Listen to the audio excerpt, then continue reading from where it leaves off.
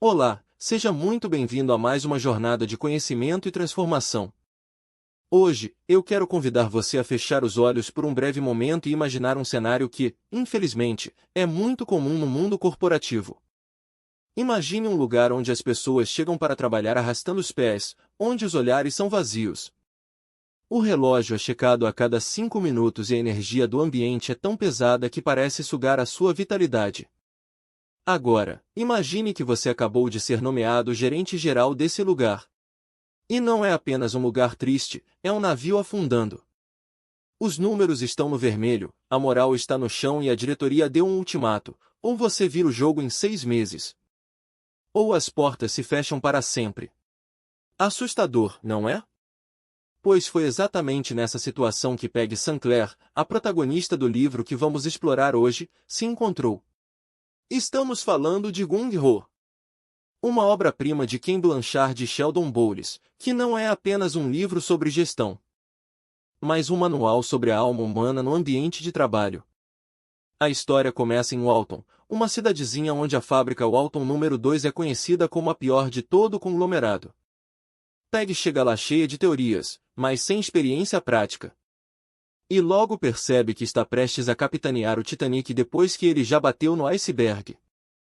No entanto, em meio a esse caos de ineficiência e desânimo, Peg descobre uma anomalia.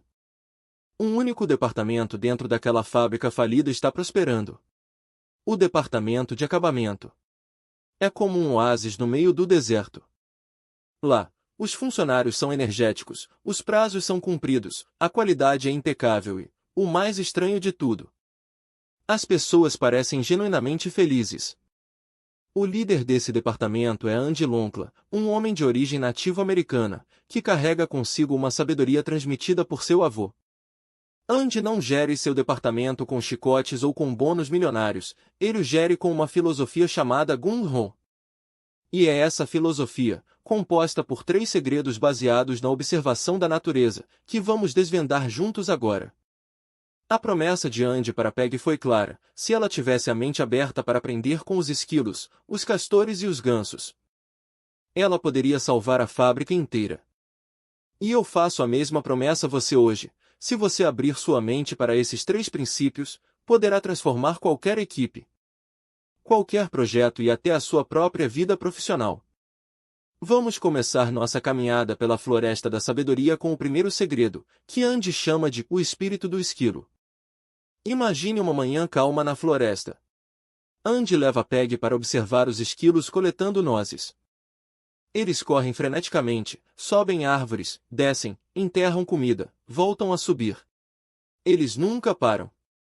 A pergunta que Andy faz é: por que eles trabalham tanto? A resposta superficial seria para pegar comida. Mas a resposta profunda, a que define o espírito do esquilo, é que eles estão motivados por algo muito maior do que apenas a atividade em si. Eles estão motivados pela sobrevivência. Eles sabem que, se não trabalharem agora, não sobreviverão ao inverno. O trabalho deles vale a pena. O cerne do espírito do esquilo é o trabalho que vale a pena. Mas o que isso significa no contexto de uma empresa? Significa que as pessoas precisam entender 3 coisas fundamentais. Primeiro, elas precisam saber que o que fazem é importante para o mundo. Andy usa um exemplo brilhante quando pergunta a Peg qual foi o trabalho mais insignificante que ela já teve. Ela responde que foi lavar pratos na lanchonete da faculdade. Andy, com sua sabedoria tranquila, a corrige. Ele diz que, se os pratos não fossem bem lavados, os estudantes poderiam adoecer. E esses estudantes poderiam ser os futuros médicos, engenheiros ou líderes que mudariam o mundo. Portanto, lavar pratos não era apenas limpar sujeira, era garantir a saúde do futuro da nação. Essa mudança de perspectiva é crucial. Todo trabalho, por mais simples que pareça, tem um impacto social. Se você atende o telefone, você é a voz da empresa para alguém que precisa de ajuda. Se você aperta um parafuso, você está garantindo a segurança de quem vai usar o produto. O segundo pilar do espírito do esquilo é que o trabalho deve levar a uma meta compartilhada e compreendida por todos. Não basta o líder saber para onde o barco está indo, todos os remadores precisam saber e, mais importante, precisam concordar que aquele é um bom destino. Muitas vezes, nas empresas, as metas são apenas números frios em uma planilha de Excel, impostos de cima para baixo. No Gung-Ho, a meta é algo vivo. As pessoas precisam sentir que estão construindo algo juntas. E o terceiro pilar, talvez o mais vital, é que os valores devem guiar todos os planos, decisões e ações. Valores não são aquelas frases bonitas emolduradas na parede da recepção que ninguém lê. Valores são as regras do jogo que não podem ser quebradas. Andy explica que as metas são para o futuro, mas os valores são para o agora. As metas podem mudar, mas os valores são as rochas sobre as quais a empresa se sustenta. Se a meta é o lucro, mas o valor é a honestidade, você não pode roubar para ter lucro. Quando as pessoas entendem a importância do seu trabalho, compartilham uma meta comum e operam sob valores sólidos, elas desenvolvem o espírito do esquilo. Elas não trabalham porque são obrigadas, elas trabalham porque o que fazem tem significado. E nada motiva mais o ser humano do que o sentido de propósito. Avançando em nossa jornada, depois de entendermos o porquê fazemos o que fazemos, precisamos entender o como. É aqui que Andy introduz o segundo segredo, o estilo do castor. Andy leva Peg para observar uma represa de castores que foi parcialmente destruída por uma tempestade. O que ela vê é fascinante. Os castores trabalham incansavelmente para consertar a represa. Mas o detalhe crucial é: não há um castor-chefe gritando ordens. Não há um castor supervisor com uma prancheta dizendo "você pega aquele graveto" ou "você coloca a lama ali". O estilo do castor trata de estar no controle para atingir a meta. Isso não significa que não exista liderança, mas que a liderança muda de papel. O papel do líder, segundo Andy, é definir o campo de jogo. O líder define as linhas laterais, ou seja, as metas e os valores que discutimos no espírito do esquilo. Mas, dentro dessas linhas, quem joga o jogo são os funcionários. Quem decide como segurar a bola, para quem passar ou quando chutar, é quem está no campo. No mundo corporativo, isso se traduz em autonomia. Muitas vezes, os gerentes tratam seus funcionários como se fossem incapazes de pensar. Eles dizem o que fazer, como fazer, quando fazer. Isso mata o estilo do castor. O estilo do castor exige que tratemos os membros da equipe como indivíduos capazes e inteligentes. Para que isso funcione, é necessário um fluxo de informação transparente. Andy diz que quem tem a informação, tem a responsabilidade. Se você esconde os números, as estratégias ou os desafios da sua equipe, você está tirando deles a capacidade de tomar decisões inteligentes. Você os torna dependentes. Mas se você compartilha tudo, você os empodera. Além disso, o estilo do castor exige que o trabalho seja realizável. Não adianta dar autonomia se a meta é impossível ou se as ferramentas são inadequadas. Isso só gera frustração. Os castores só constroem represas porque têm dentes afiados e árvores disponíveis. Se você tirar as árvores, eles não podem trabalhar. Portanto, o líder deve garantir que a equipe tenha os recursos e o treinamento necessários, e então, sair do caminho. É preciso respeitar os pensamentos, os sentimentos, as necessidades e os sonhos das pessoas. Quando você dá às pessoas o controle sobre o seu próprio destino dentro da organização, elas assumem a responsabilidade. Elas deixam de ser meros executores de tarefas e passam a ser donos do processo. E donos cuidam muito melhor do negócio do que empregados. Agora, imagine que você tem uma equipe que sabe que o trabalho é importante, esquilo, e tem autonomia para realizá-lo, castor. O que falta para manter essa máquina rodando em alta performance, especialmente quando os tempos ficam difíceis? Falta o combustível emocional. Falta o terceiro segredo, o dom do ganso.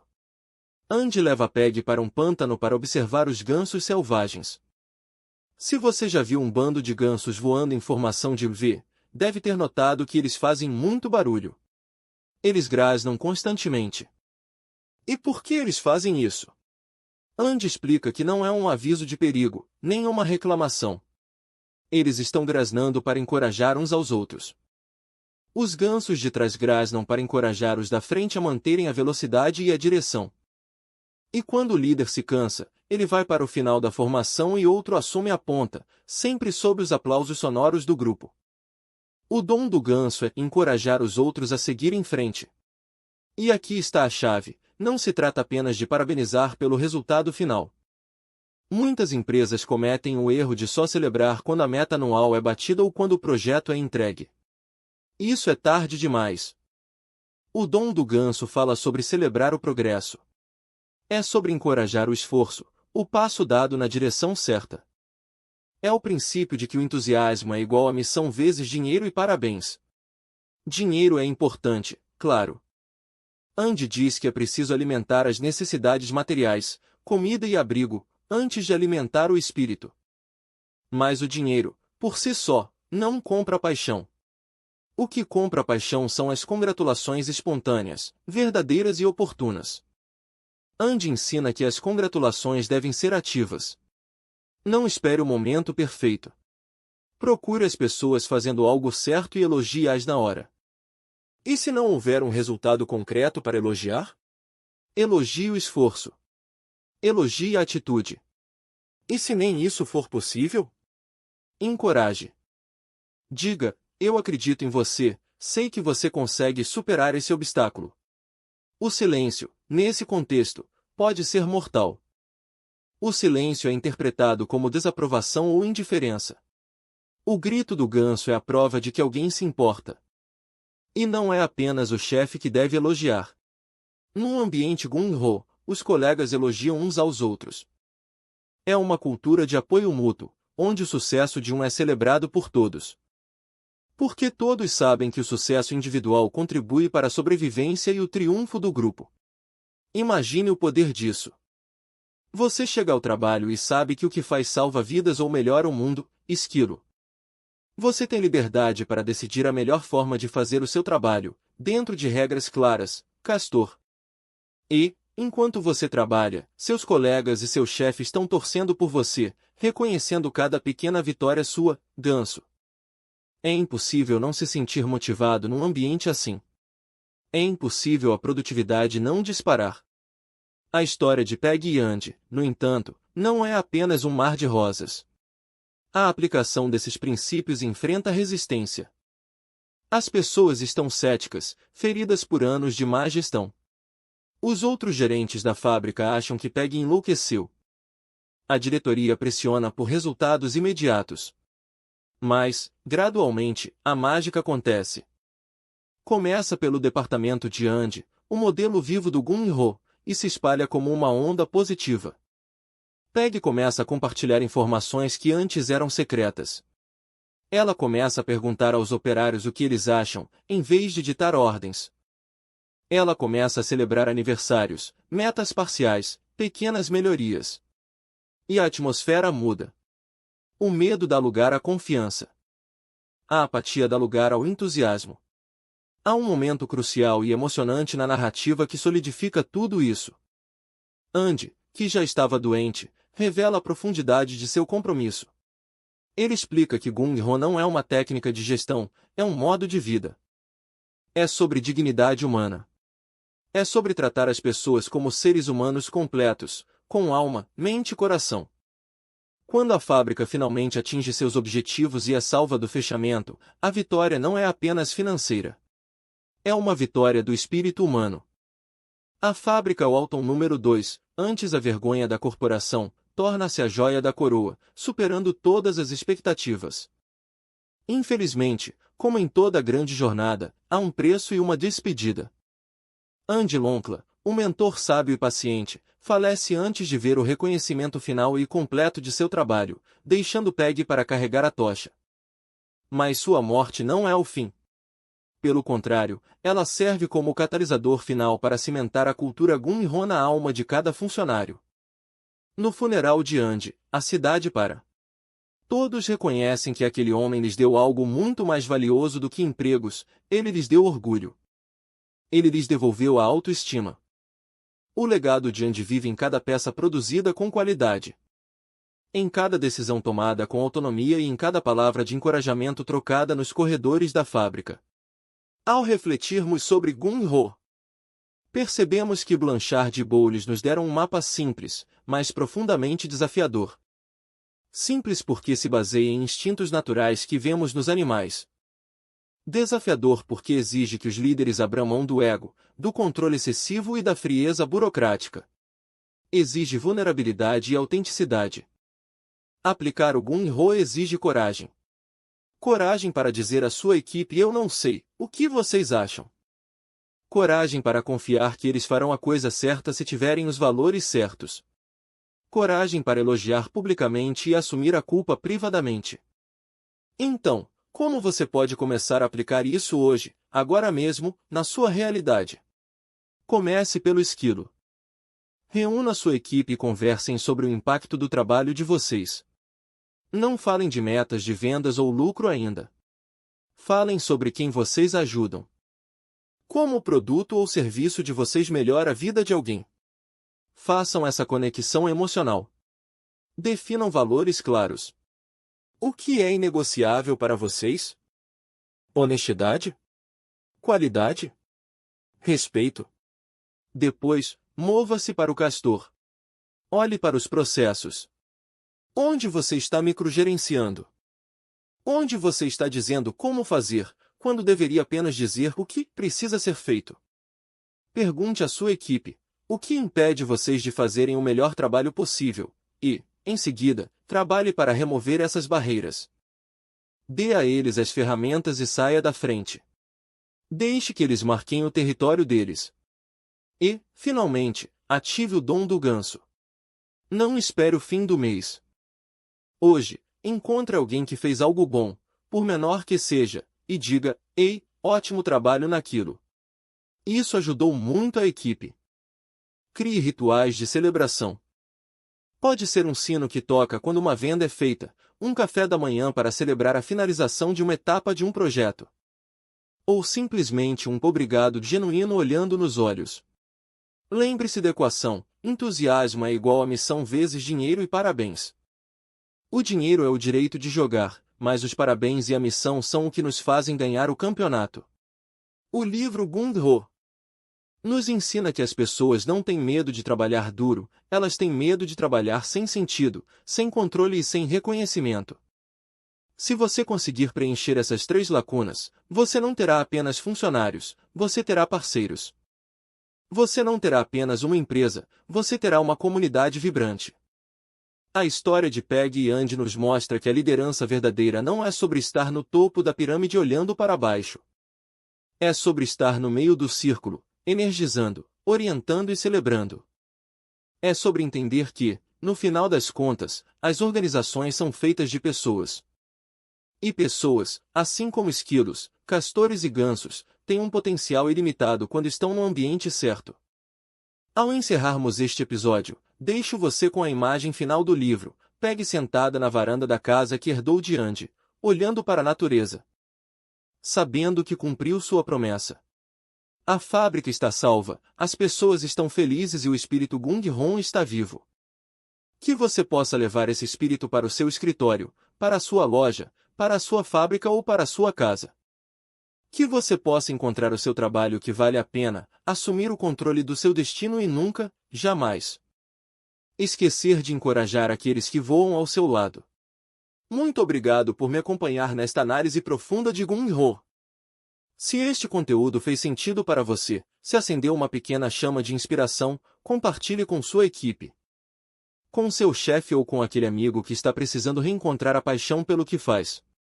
Vamos espalhar essa mensagem. Vamos fazer nossos ambientes de trabalho lugares onde o espírito humano possa voar alto, assim como os gansos de Andy Lonkla. Até a próxima, e lembre-se, Gung-Ho, meu amigo.